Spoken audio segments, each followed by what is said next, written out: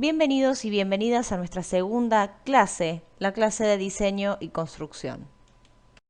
Respetando, como veníamos viendo, el calendario de las clases, hoy tienen subida la clase de diseño y construcción.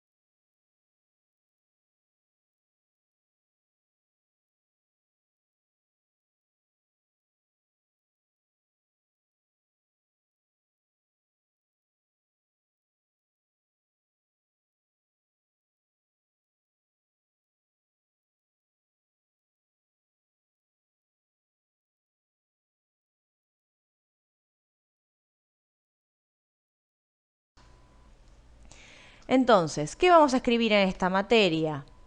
Un desarrollo de producto.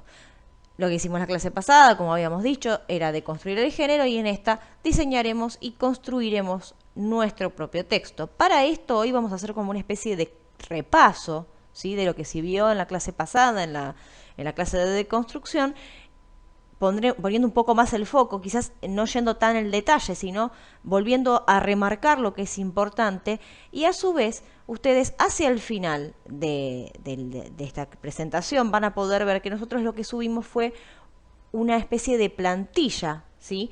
Una especie de plantilla que tiene la estructura de su texto para que ustedes puedan organizar la información antes de volcarla al texto, ¿sí? Pero eso se los voy a explicar más adelante.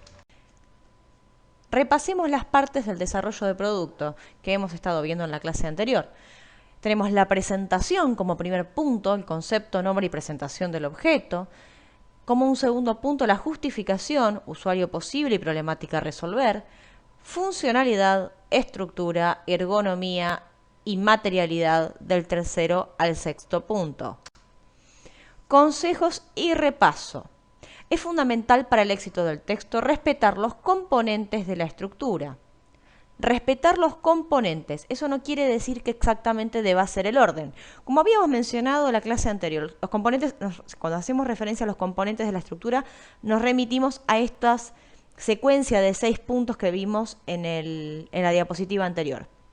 Bien, la cuestión es la siguiente, como lo vimos la clase pasada, lo que sería el punto 1 y el punto 2, que son la presentación y la justificación del producto o del objeto, deben mantenerse en ese mismo orden. Ahora bien, del 3 al 6, lo que sería la materialidad, la ergonomía, la estructura, ¿sí? Todo eso debe estar contemplado según las características de su objeto.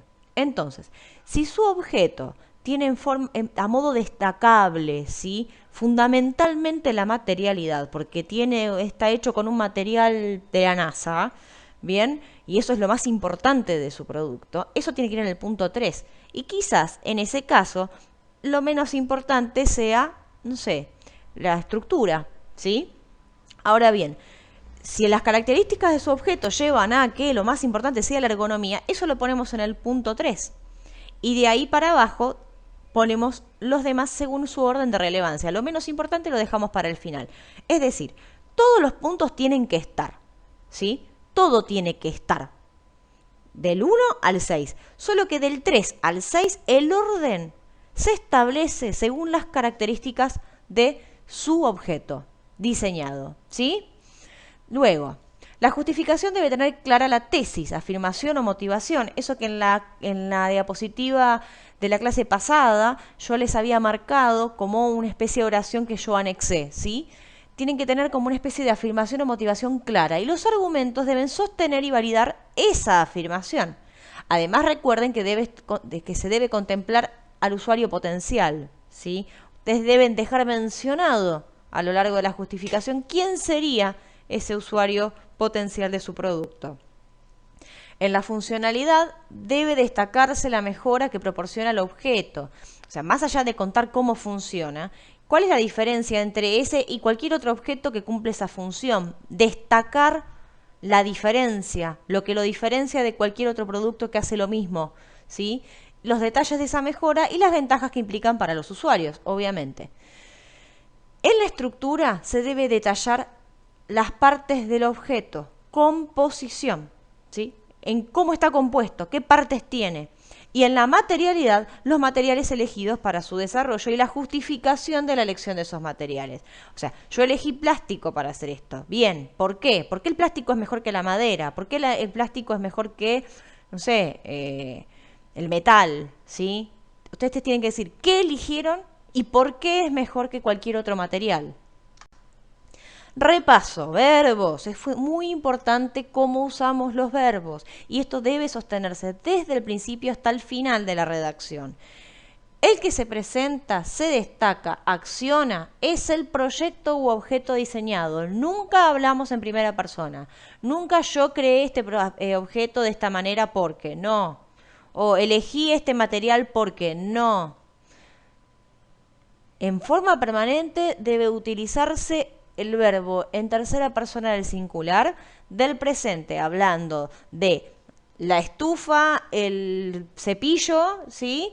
O el proyecto. O sea, puede ser femenino o masculino según la circunstancia, ¿sí? Pero en forma permanente la utilización debe utilizarse la tercera persona del singular del presente.